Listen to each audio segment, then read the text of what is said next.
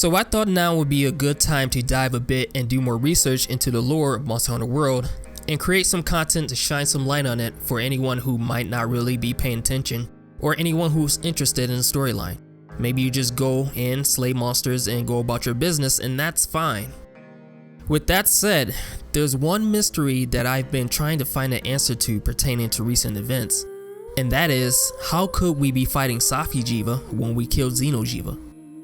I'm sure a lot of you know that Safi'Jiiva is just an adult Xeno'Jiiva, but if you recall, the last time we saw Xeno'Jiiva was when it fell into an abyss after we slayed it and the ground broke apart from beneath us in the confluence of fate.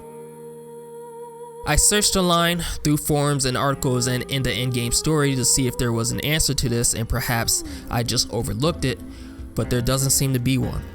So, assuming there isn't a clear-cut answer to this, I have three theories on how this is possible.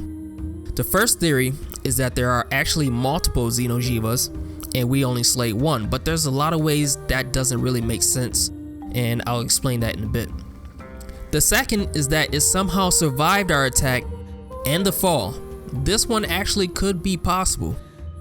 And the third one is it being a simple game addition. Let's start with the multiple Xeno'Jiiva theory. Could there be multiple Xeno'Jiivas? According to what we know about Xeno'Jiiva, the mystery that surrounds its origin and the speculation that it may be the fifth dragon in the Tale of the Five, that wouldn't really make sense. After we defeat Xeno'Jiiva and send our findings back to the guild, they classify it as a new species of elder dragon, which means that it hasn't been seen before.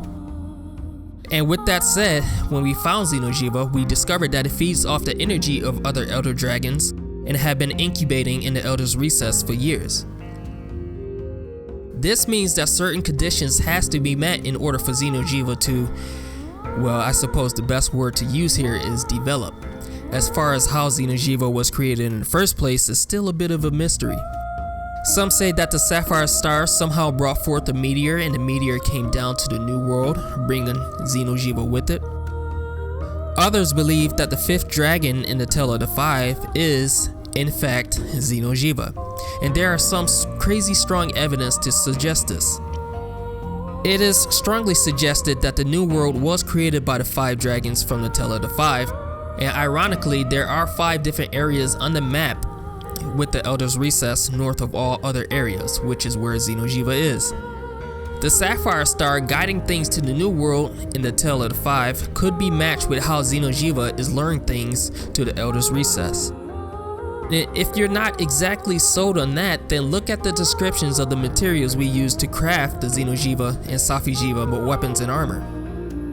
The pulsing dragon shell material from Safi'Jiiva reads, "Eternal time, along with its inherent power, has caused brilliant light to seep out." Eternal time can be matched with how there was no beginning and end of time in the tale. The wing of Xeno'Jiiva reads, "The wing membrane shines with the divine light of a powerful deity." And if you don't know, a deity is a god or goddess.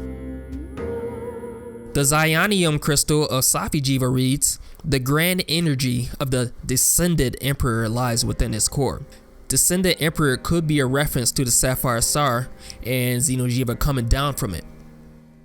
Now, to top all of this off, we could talk about how Xeno'Jiiva matched the color of the Sapphire Star and the actual name of Xeno'Jiiva. Xeno in Greek and in other languages means alien, foreign, stranger, and guest. Could be another implication of Xeno'Jiiva being that of or from the Sapphire Star. But I've somewhat drifted from the original topic at hand, which was the multiple Xeno'Jiiva theory, and by now I'm sure we can rule that one out. Next, let's move on to the theory of it surviving our attack and the fall. This one is a bit more straightforward. We thought it was dead, when it really wasn't. It survived the fall, then once it awakened in whatever area that it landed, it absorbed the energy from that area to heal its wounds, like how it does in the actual siege. Flies out to the Guiding Lands, which the theory behind why it's there in the first place is another story for another time. Sheds its skin and then becomes Safi'Jiiva. Now if you're thinking that there's no way it could have survived our attacks, then my question to you is it?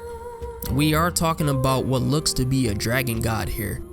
Also, if you look up the word Jiva in various languages, you'll see words such as living being, life force, to live, etc. My last theory, which is the least interesting to be honest, is that it's a simple game addition. Capcom could have simply wanted to give us something to fight, although even though I really enjoy this siege, it would leave a hole in the storyline. We killed Xeno'Jiiva and now we have Safi'Jiiva. No explanation. But those are my theories on how Safi'Jiiva came to be after we defeated Xeno'Jiiva. What reasons do you all have? What do you think? Let me know down below. I will say, however, that there is one thing that makes me wonder going back to the whole Xeno'Jiiva possibly being the Sapphire Star, which means that it was one of the dragons that was a part of the creation of the continent, assuming that the new world is the one that the dragons created in the tale.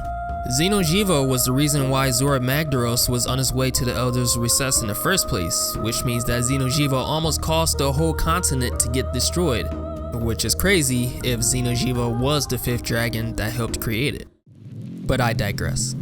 In case you're wondering, if Zorah Magdaros would have reached the Elder's Recess and released this energy into the Everstream, the whole continent would have been destroyed. But that is all that I have for this video, guys. Consider dropping a like if you enjoyed the video.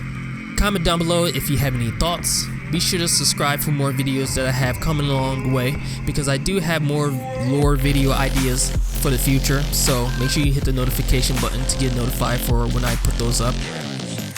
But that is all for me, guys. Thank you all for watching again. I'm Shadow Hollow, signing out, and I will see you guys in the next video.